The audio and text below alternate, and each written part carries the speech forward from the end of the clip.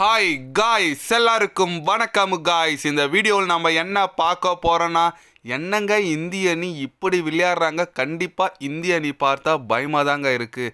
எங்கள் தோல்விக்கு இது தாங்க காரணம், இந்திய அணிக்கு ஆப்போசிட்டாக. அது மட்டும் இல்லாமல் எங்கள் அணி வீரர்கள் உண்மையாக நல்லா பண்ணாங்க, ஆனால் இந்திய அணி வீரர்கள் அதை விட நல்லா பண்ணி வெற்றி பெற்றுட்டாங்க அப்படின்னு சொல்லிட்டு நியூசிலாந்து அணி கேப்டனான மிச்சல் சாந்தனர் பார்த்தீங்கன்னா இந்தியா எதிரான தோல்வி குறித்து சில பல காரணங்கள் கூறியிருக்காரு.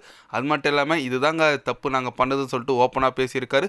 அவர் என்ன பேசினார், எது பேசினார் சொல்லிட்டு வீடியோவில் டீட்டெயில்டாக பார்க்கலாம். அதுக்கு முன்னே நீங்கள் நம்ம சேனலுக்கு புதுசாக வந்திருந்தீங்கன்னா ஒரே ஒரு சப்ஸ்கிரைப் மட்டும் பண்ணிவிட்டு வாங்க, வீடியோக்குள்ளே போகலாம்.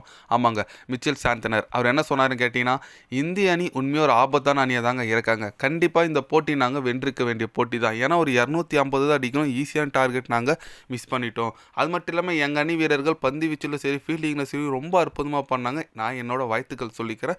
கண்டிப்பாக ஃபீல்டிங்லேயே நாங்கள் ஒரு 30 ரன் சேவ் பண்ணியிருப்போம். அதனால் போலிங்ஸில் ஹென்ட்ரிக்ஸ் சூப்பராக போட்டு 5 விக்கெட் எடுத்தார். போலிங் ஃபீல்டிங் எல்லாமே சூப்பராக பண்ணிட்டோம். பேட்டிங் நாங்கள் கொஞ்சம் டாப் ஆர்டரில் கொஞ்சம் நல்ல ரன் அடிச்சிருந்தா பவர் பிளேயில் கண்டிப்பாக இந்த ரன்னை ஈஸியாக நாங்கள் சேஸ் பண்ணியிருப்போம். இருந்தாலும் பரவாயில்ல, எங்கள் அணி வீரர்கள் நல்லா ஃபைட் பண்ணாங்க.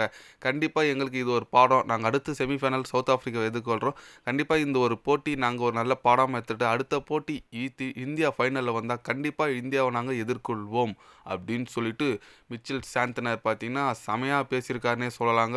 அவர் சொல்கிறார் ஓப்பனாக, டாப் ஆர்டர் ஆடி தான் நாங்கள் ஜெயிச்சிருப்போம்னு சொல்லிட்டு ஒத்துக்கிறார். ஆனால் சொன்னார் பாருங்கள், ஃபீல்டிங் உண்மையாங்க என்ன ஃபீல்டிங் பண்ணாங்க. ஒவ்வொரு ரன் அப்படியே வீந்து பிடிக்கிறாங்க. அந்த ஃபிலிப்ஸு, கெயின் வில்லியம்ஸ் எல்லாம் என்ன மனுஷனா இல்லைன்னாங்க, எப்படி ரோபோ மாரி எகிரி பிடிக்கிறாங்க.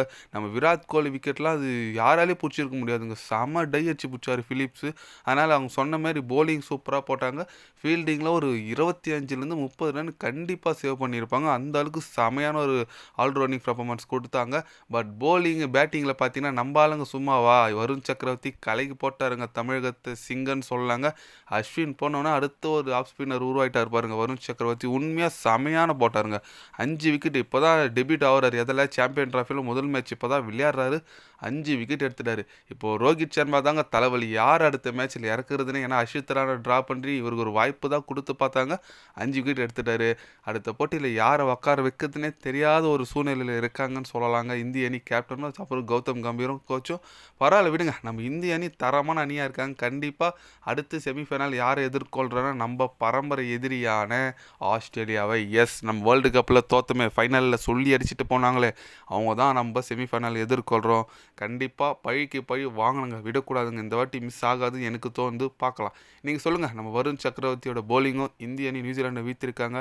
இது குறித்து நீங்கள் என்ன நினைக்கிறீங்க சொல்லிட்டு மறக்காமல் கமெண்டில் சொல்லுங்கள். இது போன்ற ஸ்போர்ட்ஸ் யூஸாக தெரிஞ்சுக்கணுன்னா சேனலை சப்ஸ்கிரைபர் லைக் ஒன்று பண்ணிக்கோங்க. கண்டிப்பாக கிரிக்கெட் பற்றி day by day channel update வரும்.